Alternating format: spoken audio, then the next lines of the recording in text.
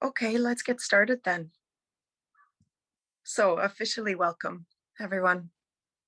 And this morning's topic, we started to create these webinars so that we could really have more of an intimate environment. That way, you can also ask questions, but really to come spontaneously on some level to topics that are pertinent to the moment and to what's occurring. So, today's topic is around this, as we called it, kick Kapha to the curb, but actually, it's not entirely aligned with how we want to come to this season and come to this time. But it's really about what we call this Ritu Sandhi, this time of transition from one season to another, and how Ayurveda examines this, what we can do during this season, and how we can help ourselves to stay in alignment and to feel deeply aligned and to feel deeply connected and well on every level during this time. So, what I'm going to get us to do, even before we move into speaking about this and any questions that are there also from you, is let's just take a little moment to reside. So, I would welcome you wherever you are, even if you're in the car. Maybe don't close your eyes, but let's come for those of us who are able to just find a present seated position where you can close the eyes, and then allow the eyes to close and find that seatedness not just in the embodiment, not just in the body, but feel an internal seating,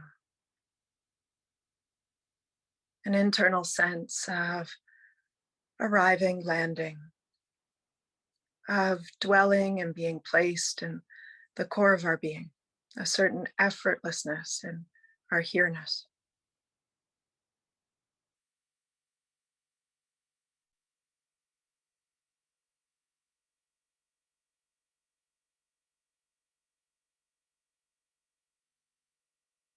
And here, nothing complicated. We might feel the sensations of the physical body as it is now, the feeling of breath as she's making her way naturally in reciprocity in and out of the system. And we feel the environmental connection, the impact, the nowness. For those of us more in the northern hemisphere, feeling this late winter shifting into springtime. And for those of us in the southern hemisphere, we might feel this shift more from the summer energy towards the fall. But feeling the energetics of what it is to live within and to abide by Prakriti now, to abide by nature now, not to be separate from her, but to feel her inner seasoning. Just noticing what that feels like now. Maybe you can feel the cold or the warmth, the dry or the moist. Maybe you can feel the light or the dense. Notice the various qualities, the various Guruvari gunas, the qualities of life herself now that are expressing themselves in your being. Just a moment to pause and to be with.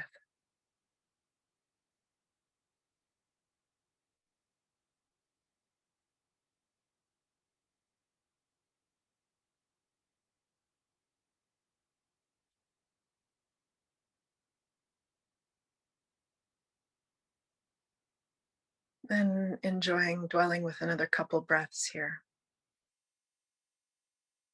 before slowly allowing the eyes to open and to find our way back into the space.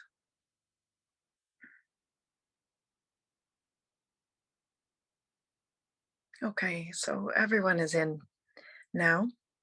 And I would suggest that, yeah, we have a little bit of a relaxed time. So if you're also sipping on some chai, it's a perfect one for this time to be with. So the intentionality, as I said when we opened, is for us to look a little bit at what this time is of the season of spring that's coming, and also this late winter, and what's called the Ritu Sandhi. This transition, Sandhi means a transition or a pause, a hiatus, and Ritu means season. So from one season to another, there's always these little pause points along the way. And think about how we've been taught around the seasons. So what have we been taught as far as the seasons? Warm drink is so necessary. Today, I spent almost the entire week in clinic, and so the voice has been overused, and I'm noticing the impact of that, the scratchiness that's there. So think about how we've been taught around the seasons, and many of us have learned that there's 4 seasons, right? So we've learned that there's summer and fall, winter, and spring. But actually in Ayurveda, there's a recognition that there are 6 seasons. And I often say, I was confused even as a child as to how it was that we only had 4 seasons, because I felt like winter is really, really long. Like today, everything is covered in snow again. So winter just keeps going. And summer is really, really short. And in my linear, very pitta mind, it felt like everything should have symmetry to it. It should have a same amount of time. It's like, God or life or the divine Prakriti, nature, wouldn't she give things in an evenness, in a sama, in fact? So I was always confused by the fact that these 4 seasons didn't feel like they were 4 months or 3 months each, rather. But they felt uneven. And Ayurveda comes to save the day in this understanding, because Ayurveda offers us that there are in fact 6 seasons. So many of you have heard this before, but just to remind ourselves, these 6 seasons include, and so every season is a 2-month period, and they include the recognition that there's an early winter and a late winter, and also that there's a time that we might call an early summer and a late summer. Sometimes that also, and in the original text, this was more called a monsoon time, but we may not have monsoon. We may get rains, but we may not have monsoon, right? So some of those times, the later summer, for example, might have been considered more this monsoon time. So if we look at the seasons from this place, we can start to understand that there is more of a subtlety to each one of these 2-month periods and the ways in which they express in what we might call the outer environment, and also the ways in which they express in the inner environment. And this is such a gift of Ayurveda. So we're going to take some time in which I'll share around this, and I'll share also around this kicking kapha to the curb, what we mean by that. And then we're going to have a significant amount of time also, hopefully, for you to ask specific questions that are there for you. So if you have any questions, please write them down. And this brings an aliveness also and an applicability. So I really hope that if you have questions, then I can come to them and really be of service for how you apply Ayurveda in your life. So in this understanding of the 6 seasons then, and a 2-month period for each, of course, there's a little transition that happens between each and every one of these seasons. Nevertheless, these seasons, these 12 months and thus 6 seasons, so 2-month period for each, are divided into half and half. And some of you have heard this before and some of you haven't. And what do I mean by that? I'm just going to let some others in. So what does it mean that they've been divided into half and half? It means that the year has been divided into half, and there's an understanding that there is what's called Uttarayana and Dakshinarayana. And that these 2 periods really are about when if you're hopping on. So please put your. So these 2 periods is the movement from winter solstice, for example, as we understand the solstices, when everything starts to grow into light. So we know this period as being the period when, especially in Canada, where I am currently, everyone has a little bit of a celebration because we're starting to get longer days.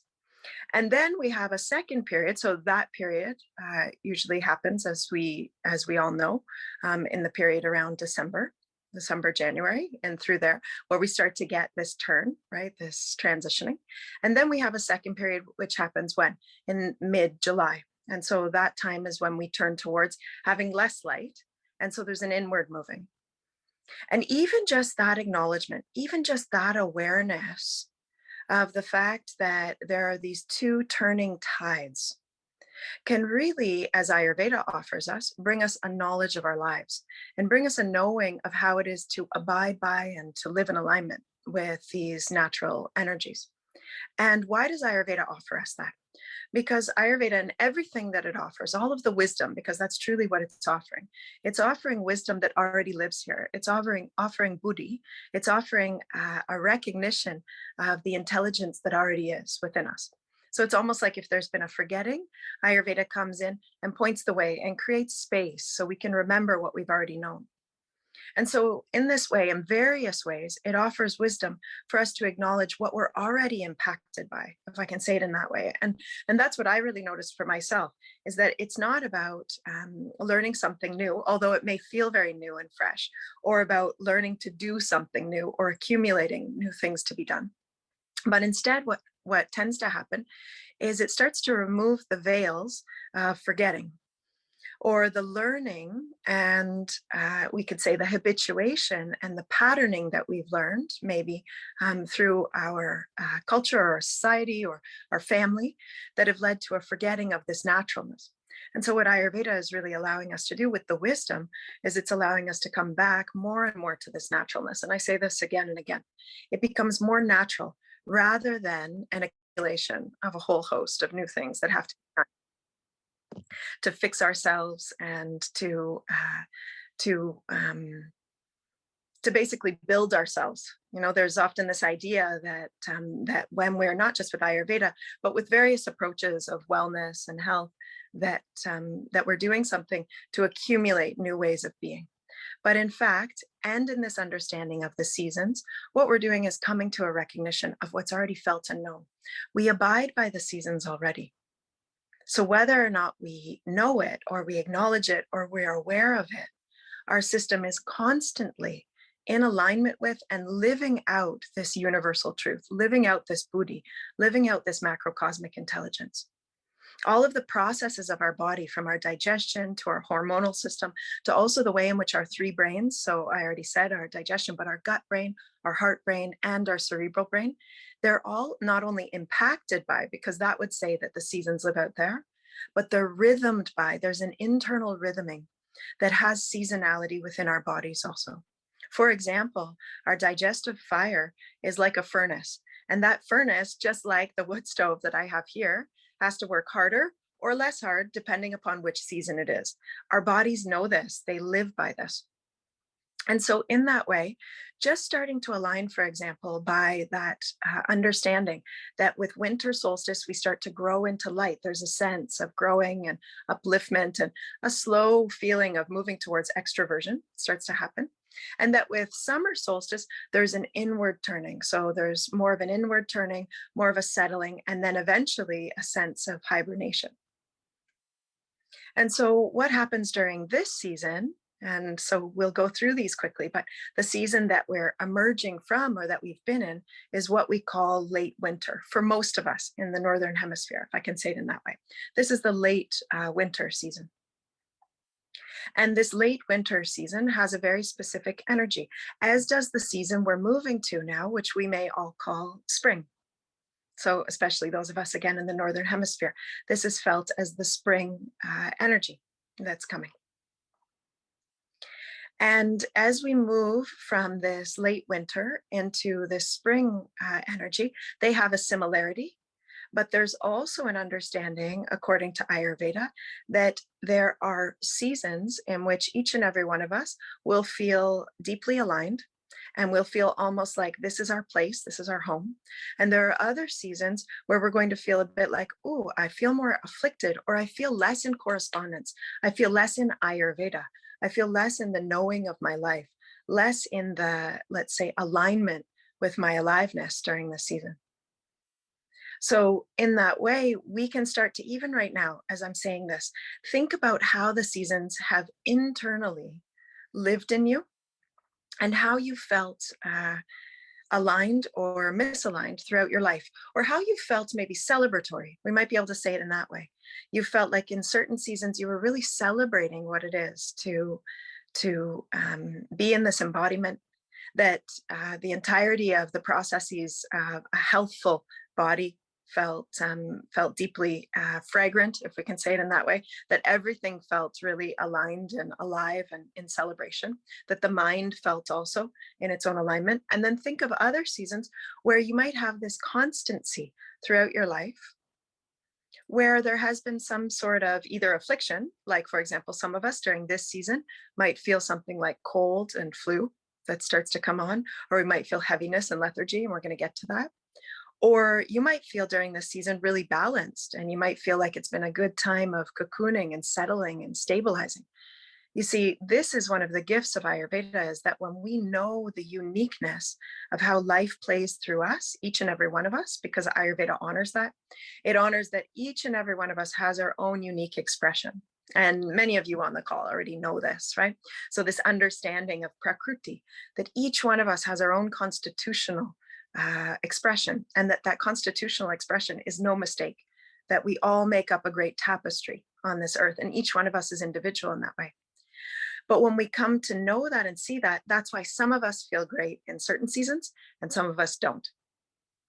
Now, Ayurveda offers us the opportunity that if we come to this wisdom, this revelatory wisdom, which exposes us to that which we already know, around the season specifically, as we're talking about that today, that every season can actually start to become a joy. So that no season has to be like, oh God, cough and cold season is coming, because we really start to know how to live by it and live in alignment with that which is already tiding and turning and emerging within our being. And so in that way, the seasons no longer have to be as much of a plague or specific seasons. And I can give you an example. So for much of my adult life, I was traveling and teaching and sharing, and also seeing people kind of in a mobile clinic environment. So working with individuals around the world. But what started to happen was that I was moving in a way that was almost like chasing summer. And so what did that mean? It meant that I was in Pitta season, or let's say a kind of perpetual summer season at all moments. And I started to notice the impact of this. And what are some of the main ways that Pitta can express? And I'm asking this question right now. You may not answer, but you're answering internally because many of you know this. So I would notice that the body would start to burn a little bit. And what did that mean? So I would lose weight, for example. My digestion would often, because there was so much heat externally, when there's a lot of heat externally, the furnace has to burn less internally. So I've noticed that my appetite wasn't necessarily as strong as it gets in the nice wintry Canada when the furnace needs to turn up. That I would notice also the expression of more loose stools would start to happen. Maybe this is TMI for some of you, but we're talking about Ayurveda, so we share everything in this light. So especially when we have more heat, everything moves to more liquidity. So even noticing that, so then there would be more malabsorption, of course, and also an expression into the skin. So I would notice that my skin would have more irregularities, or I would have, small breakouts or rashes, things like that would be happening because there was a constancy of the summer season that was happening. Now, how did I learn to live more in alignment with that? Yes, absolutely, with the gifts of Ayurveda, knowing how to bring more cooling and calming and soothing to the system, even while staying in that kind of lifestyle. But even better is that more recently, I've chosen to live more and abide more by the stability of being in the seasonality and being in this beautiful place here in Wakefield, Quebec, and in Canada, and being in nature. I mean, being so deeply steeped and close to nature. I feel like, now I really live in a tree house in many ways. So I'm looking out to the snow-covered trees right now. And there's such a powerful connection to nature. And so in that way, I notice such a difference now with my digestion and with my skin, and also, of course, with mental and emotional health. It's amazing to notice the impacts that all of these have. So in the same way, each one of us can take a moment to just acknowledge seasonal impacts that you've noticed, or places you've noticed throughout your lives that have been more joyous, celebratory, and ones that have been more challenging. To put yourself on mute. So in that way, let's look to the season of now. So as I was mentioning before, we have these 6 seasons, and let me outline them more or less for you. So we have this season of early or rather late winter, and that season goes from mid-January until mid-March. And then we have the season of spring that goes from mid-March until when? Mid-May. And then from mid-May to mid-July, we have what we would call early summer. And then we have a later summer from mid-July until mid-September. Then we have fall or autumn that comes from mid-September until mid-November. And then we have our early winter that comes from mid-November until mid-January. And these are the movements, more or less, because originally when the great rishis, when the great seers and doctors of Ayurveda offered this understanding, they were living more in the Indus Valley. They were living in what we understand to be India today. So they were a little bit more obviously connected to the seasons there. So this is a translation for the seasons, especially for those of us more in North America and Western Northern Europe. So in that way, now we have kind of moved towards, and we're emerging into this time of spring and leaving this time of late winter, even though with the huge dump of snow yesterday, it surely doesn't here feel like that. It feels like a wintry wonderland, and it's really quite beautiful. But nevertheless, there are certain qualities. So Ayurveda always examines things, including our constitution and the constitution of an environment or even an experience. It always looks at it based upon the gunas. So based upon the qualities that are present and dependent upon the qualities that are present. So again, in that being or in that season or in a specific environment, what I mean by that is, for example, the home that you live in, or even in the things that we do, they have qualities. So the hobbies, the sports, the relationships we hold, the careers we have, everything that we do or we're engaged with in Ayurveda is looked upon as to which qualities are prevalent in that. And when we understand the qualities that are prevalent, we can understand what it enhances in our relationship with it. But also, if those qualities are becoming over inundated, or if those qualities are becoming over exaggerated, they can cause certain challenges in our system.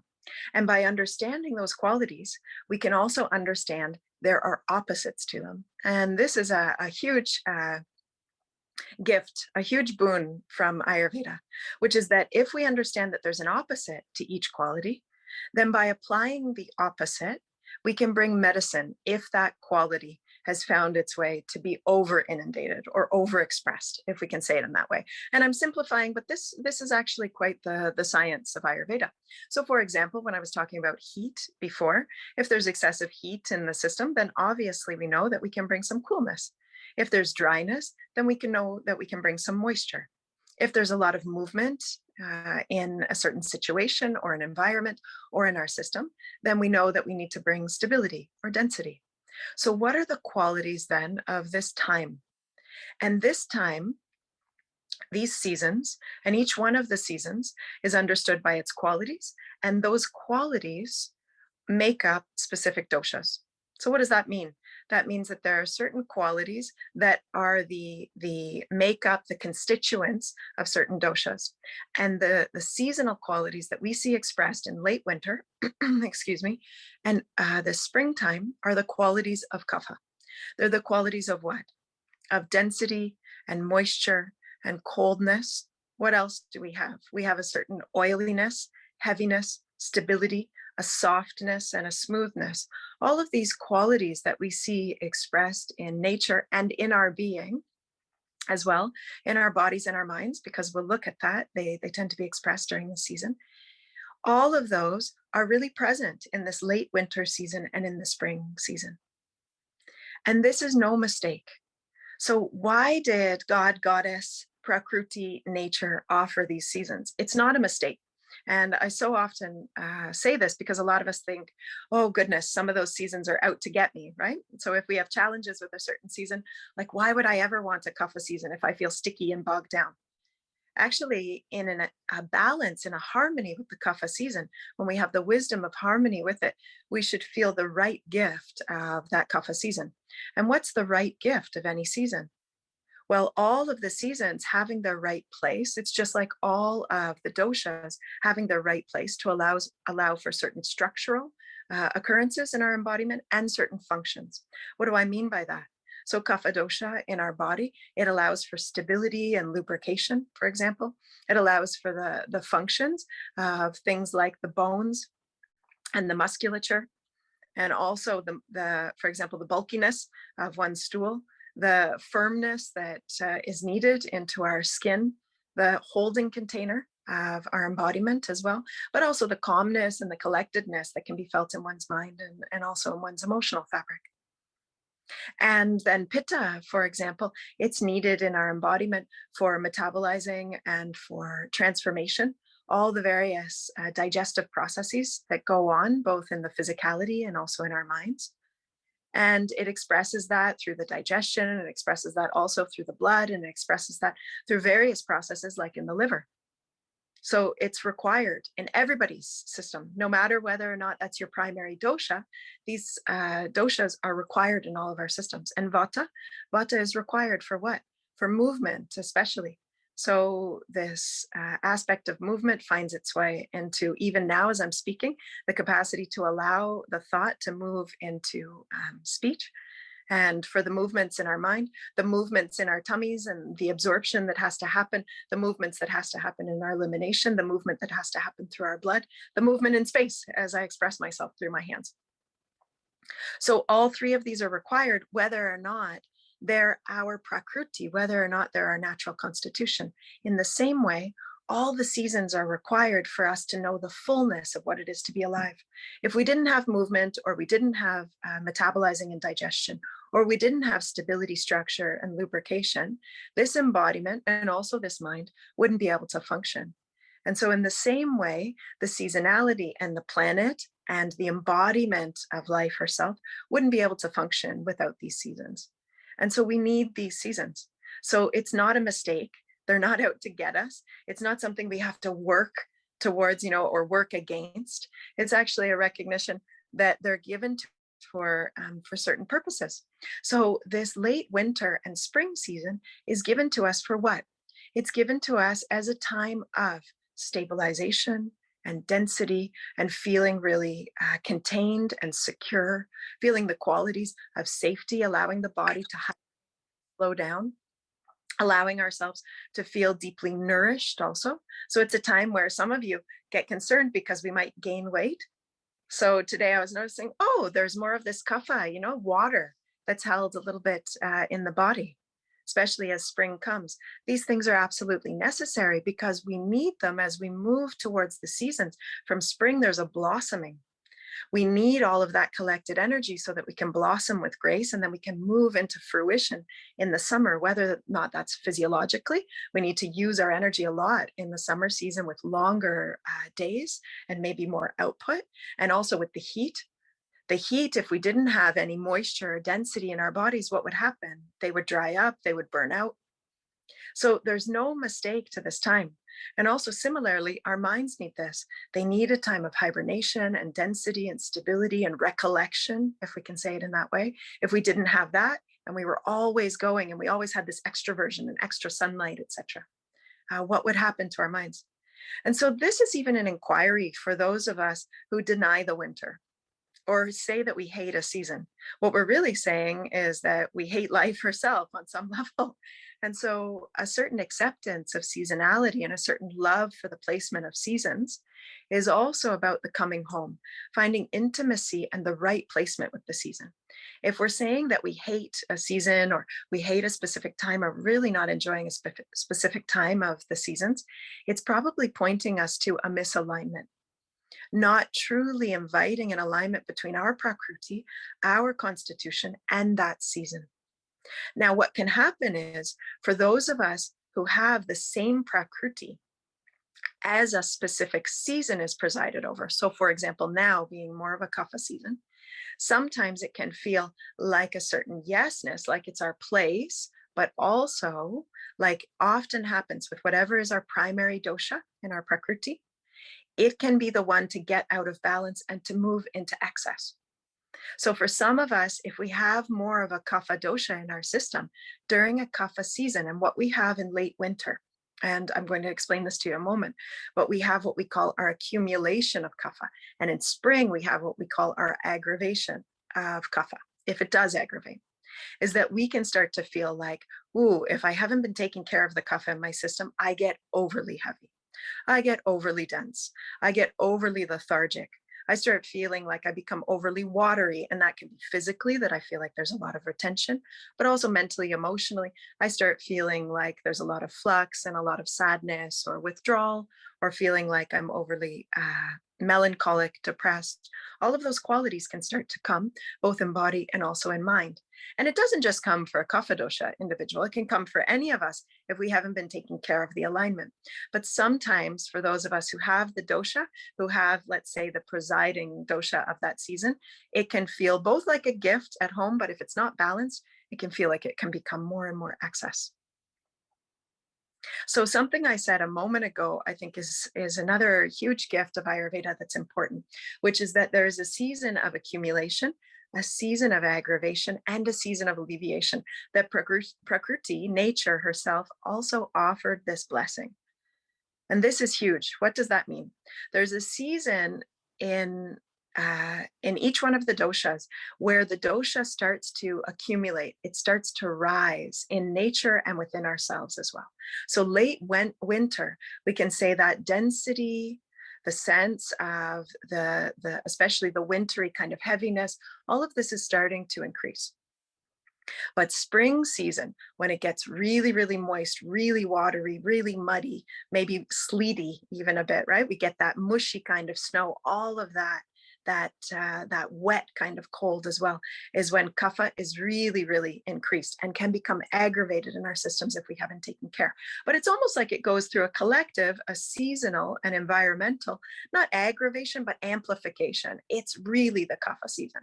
And then we have a season that always follows, a 2-month period that always follows, that's the natural alleviation as it moves towards another dosha. As it moves towards another dosha. So after the spring, we have the early time of summer. And this early time of summer is when we start to have some of the accumulation that can be happening for what? For pitta. And of course, as warmer energies enter in, that's alleviating for kapha, because it's going to start to burn up and move away some of the heaviness, some of the density, some of the water retention, both in our bodies and our minds. They'll be more light. We feel more expressive, more open, more uplifted. The days become longer. Also, our bodies feel lighter, right? Just because we don't have to wear so many jackets and clothing and scarves and toques and all of the things, all of the winter accoutrement and paraphernalia that have to come to us during that season to be prepared. So there's always these seasons of accumulation and then aggravation and alleviation. But how can we not even go into aggravation? And I think this is the name of the game when it comes to Ayurveda. And this is what we mean by this kick kapha to the curb. But really, we don't need to do that, actually. We need firstly to be an acknowledgement and a certain love for and a certain reverence for this time and all that it's offered us. Thank you, body, that you've storehoused on some level in a natural way. Thank you, system, also, that you've gotten stable and regulated. Thank you, digestion, that you've been heated up to enjoy stews and soups and all of the kind of more dense things that required more grains, etc., during this time to bring stability. Of course, you needed these as well to bring warmth, etc. But now, as we bring this Ritu Sandhi, as we move towards spring, if in any way we're feeling like there's an excess, and if we're feeling that like that excess is bringing some of those qualities that I mentioned before. So if we're feeling like we're overly dense, or we're overly stable to the point of stagnancy, or we're feeling we're overly heavy. And again, this could be on any kosha, on any layer. So we might feel it physically, energetically, emotionally, mentally.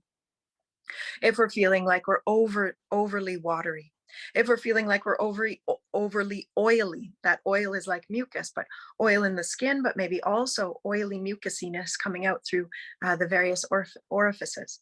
If we're feeling in any way like we're overly cold, like there's a cold or a clamminess, that's that cold combined with wateriness. So if any of those qualities feel like they're expressing in excess, which I named some of the things before, but again, things like we might be feeling weight gain or more cold and flu.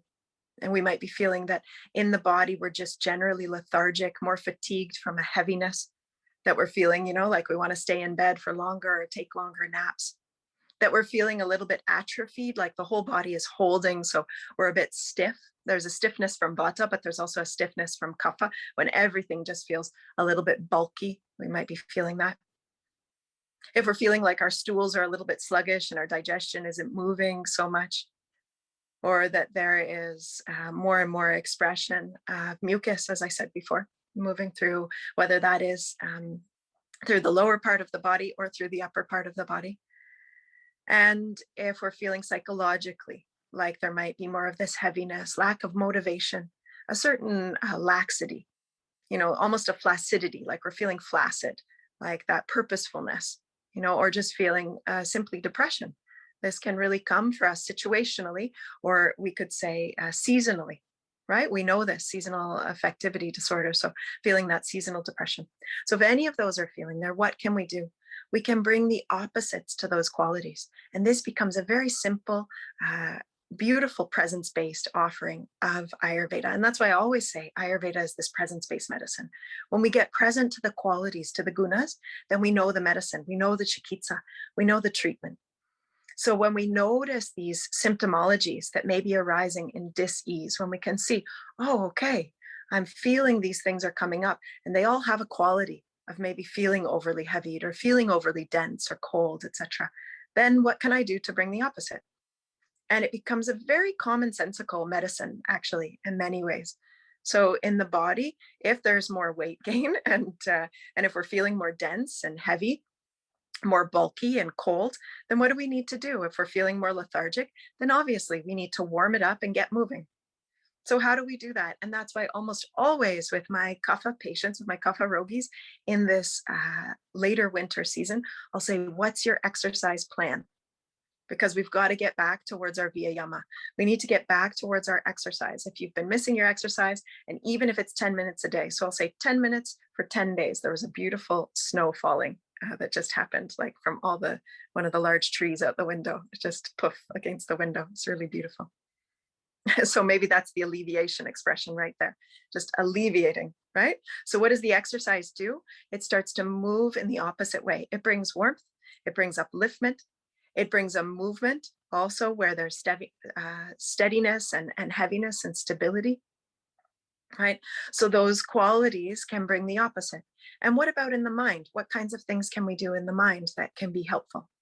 Well, also having things that are more stimulating and inspiring, literally getting the wheels moving. And that's why I'll also ask to my Kapha rogis, I'll say, what are you doing that's inspiring now? Whether that's coming to things like this, that we have time together where we can be inspired and the mind can start, getting the wheels turning, or whether or not it's joining something new that's inspiring, something you've been wanting to do for some time, or whether or not it's having meditation or having practices that are uplifting, like kirtan, chanting and getting the energy moving, for example. There are so many forms of chikitsa, both treatment, both very simple in our daily lives, but also things that are more Ayurvedic, if I can say it in that way. But those are some of the simple daily life things, like, are you meeting friends? Are you finding connections with others? Because from an Ayurvedic standpoint, this kapha is really understood to withdraw also. So are we expressing in that openness more an extroversion as well? This can be a medicine for Ayurveda, or a medicine for kapha rather, according to Ayurveda. It's amazing to think of these really commonsensical applications. But then from some of the Ayurvedic offerings, we can do things like dry brushing. Dry brushing is a wonderful way to get stagnancy moving. During this Ritu Sandhi, especially during the seasonal transition, especially from the late winter to the spring and from the late summer to the fall, those two Ritu Sandhis are especially great times to cleanse, to take a time of cleansing. Now, this is not a time that's appropriate to have things that are cold and wet. So it's not a time to do a juice fast. We already have the qualities of cold and wet, right? So we don't need those qualities.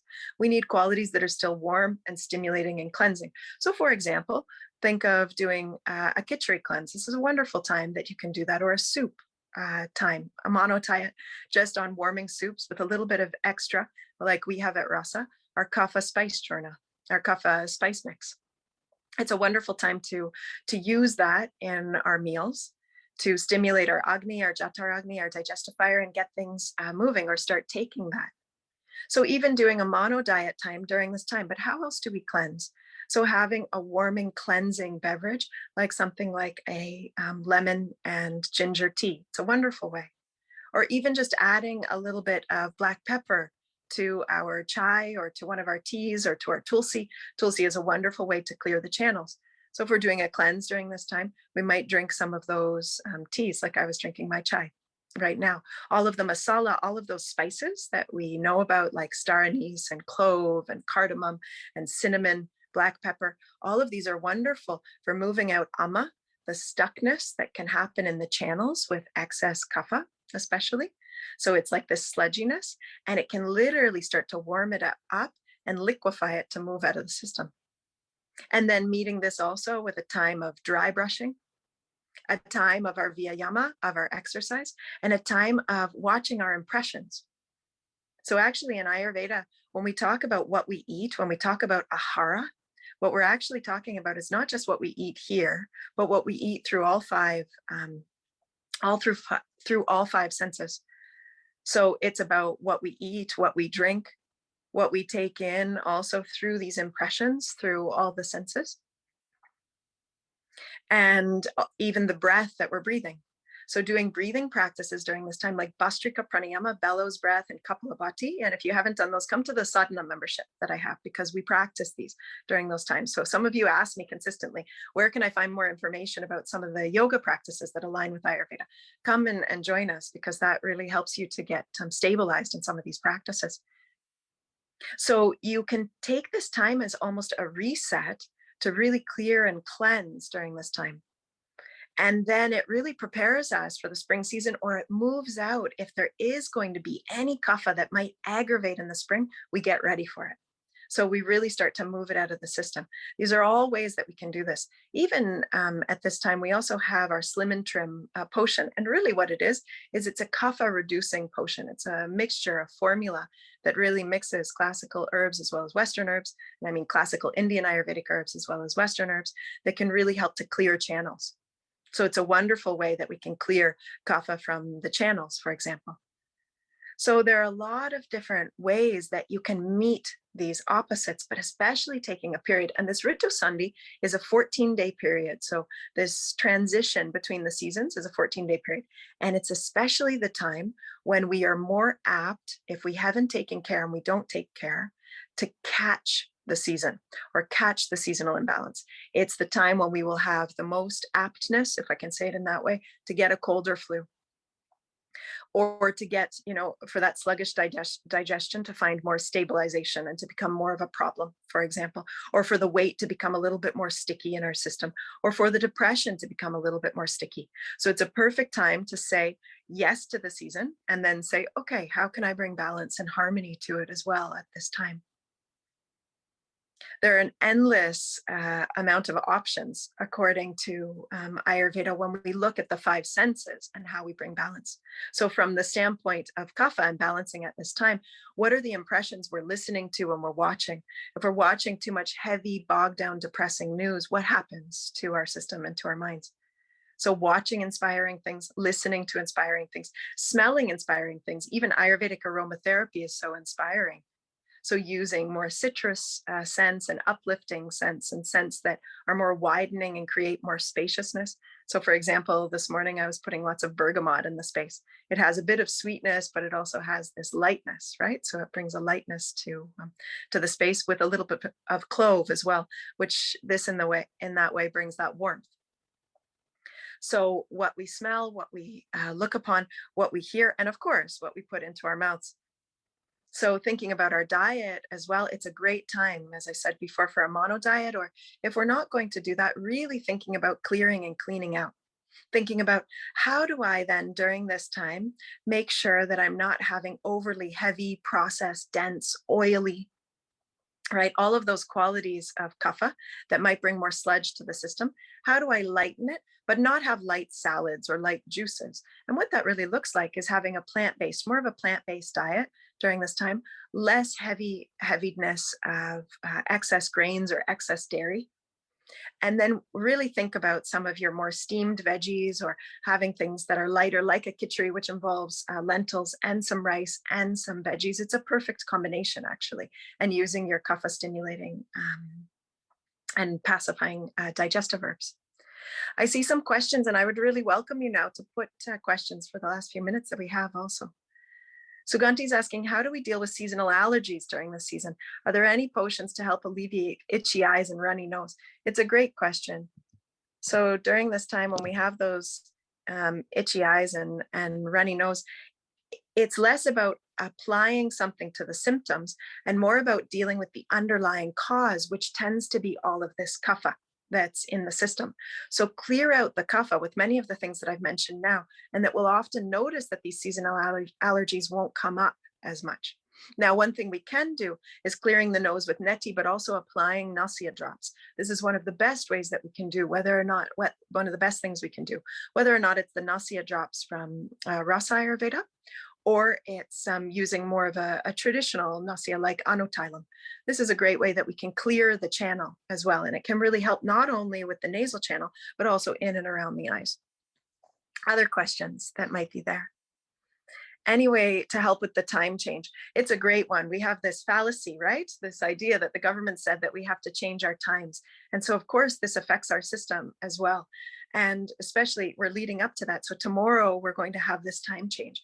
And what I would say is that even tomorrow would be a great day to follow some of this Ritu Sandhi protocol, to follow, to have more of a gentle day where we apply a good kind of mono diet, more clearing and cleansing with our teas, etc., more restfulness, but also an expression of being connected to nature. All of that will help us to move through this false changing of the clocks with a bit more grace and being more settled in our being. So as much as possible, especially on those days that we call the daylight savings time, really try to be aligned to your Ayurvedic dinacharya, your Ayurvedic daily routine, and your Ayurvedic ritucharya, your Ayurvedic seasonal routine as much as possible, but especially your daily routine for that day is so, so important. Wake up. And if you haven't been waking up at sunrise, this is one thing that I haven't mentioned. But for kapha pacification, this is the best thing we can do. Two things: wake up at or before sunrise, a good hour before, so that you get that first sunlight. It's so inspiring for kapha, so wonderful as a medicine for depression. It's excellent. And second thing, make sure that you don't eat after sunset. For kapha, this is excellent. So making sure that you eat your last meal and it's a lighter meal before the sun sets. These are excellent things. Okay, a couple more questions and then we have to go in a couple minutes. So noticing another question, best practices for pitta constitution for kapha season. And why am I usually experiencing cold feet no matter of the season, but I'm a pitta person? Usually this means that there's some sort of vata imbalance that can be there if we have coldness, especially in our extremities. But for those of us who have pitta constitution during the kapha season, if there's no challenges, don't fix it. So if you feel deeply aligned during this season, there's nothing that needs to be done. If you're expressing and pitta is feeling a real good balance of feeling stable and aligned during this season, then there's nothing that has to be done. Like Ayurveda offers as the first offering of medicine, and many of you who are currently in the Ayurveda immersion, I go over this again and again, but as the first chikitsa, before we apply anything, we take away that which is causing the issue. What do we call that? Nidana Parivarjana. So Nidana Parivarjana is to remove any of the causes. Remove the causes firstly. So if there is anything that's causing you a challenge, if you're eating a lot of processed food, or you're having, a lot of sugary drinks, etc., or you're watching a lot of TV during this time, or you have been, Netflix subscriptions increase during the winter, or whatever they are, then make sure that you make a commitment, and maybe you even cancel your subscription for the next 3-4 months. But for a pitta constitution, if pitta prakriti, if you're not noticing, you don't need to apply anything. If you are noticing some of these kapha season things, then gently apply them. But what you won't do is have excessively heating things. Go into the sauna tons. I didn't mention this before, but sauna is wonderful as well for kapha. So you're not going to go into the sauna tons because you're a pitta person, but a little bit of warmth, a little bit of heat, a little bit of cardamom and cinnamon in your morning oats or in your morning stewed fruits, wonderful to apply. But you're not going to overdo it with heat because you have a pitta constitution. And I hope that helps, Daria. Okay, we have 1 minute left because at 10 o'clock, I'm in class. Also, I'm currently in my doctorate. I can't believe I'm a year into my doctorate at present. And so we have, even on Saturdays, we have class at times. And Suganti saying she got the rasa nasya oil. I'm so glad that you got it. You know, I don't mean to self-praise in any way because these formulations came from God. It came from Prakriti. But really what I can say is that we hear so many testimonials from the nasya oil and just generally from the practice of nasya. So keep practicing, keep doing it. And I'm so glad. Oh, thank you so much, Jessica. Bless you all. And I hope that it's a really blessed Kapha season. I really hope that we all move with the season and we take the hibernation and the cocooning and all of the stability that it can bring us, and that we enjoy this late winter, early spring, and we enjoy the Sunday, that we're aware of the transition and we enjoy it, we savor it. So may it be a savored time so that as we move to spring, we can move towards our own blossoming. On the Ayurveda, on the Rasa Ayurveda website, there is a whole 6-hour workshop replay. It's a Ritucharya, a seasonal workshop replay about the Kapha season, and it gives you even more in-depth understanding. And I think it's under $100, so it's not much, and you can keep that for a lifetime. So if you want to go and purchase that, that'll be there. The link will be there for that as well. And there's slides, and there's much more availability in that of specificities as well. But may it be a blessed time for all of us, okay? Let's just conclude together with one moment and one big Om. Let's bring the hands to heart. Take a nice full inhale here and we'll chant together. Om.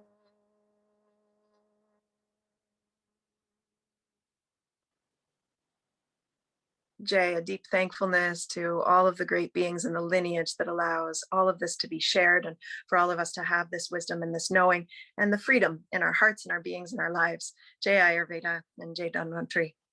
A gift to be with you all. Namaste, all. Have a beautiful, beautiful day, Saturday and Sunday. And we'll see each other again soon, hopefully in a course or in one of these webinars. I hope it was enjoyable and of service. Namaste, all.